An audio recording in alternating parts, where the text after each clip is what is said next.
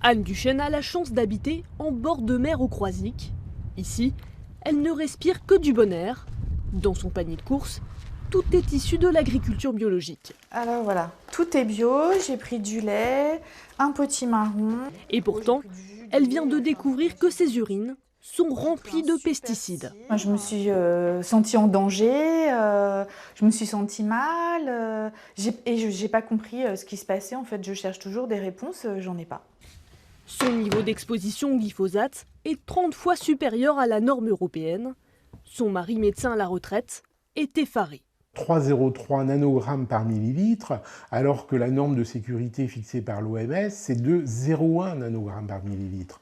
Alors qu'on vit au Croisic, qui est une ville sans pesticides, dans un environnement qui est un environnement idéal en termes d'air marin, que l'on mange bio, c'est tout à fait révoltant comme résultat.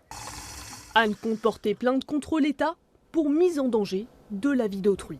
Je porte plainte pour alerter l'opinion publique et aussi pour demander au gouvernement de prendre ses responsabilités et de protéger la population. Plusieurs facteurs peuvent expliquer ce taux élevé de pesticides. Ça peut venir de l'eau du robinet. Il y a plusieurs études qui montrent que la quasi-totalité des eaux souterraines et des eaux de surface sont polluées par les pesticides. Ça peut être l'air qu'on respire, malgré tout. Là aussi, de nombreuses études tout à fait validées par les autorités scientifiques montrent qu'il y a des pesticides dans l'air qu'on respire. Le couple, membre du mouvement Nous voulons des coquelicots, souhaite une interdiction totale des pesticides en France.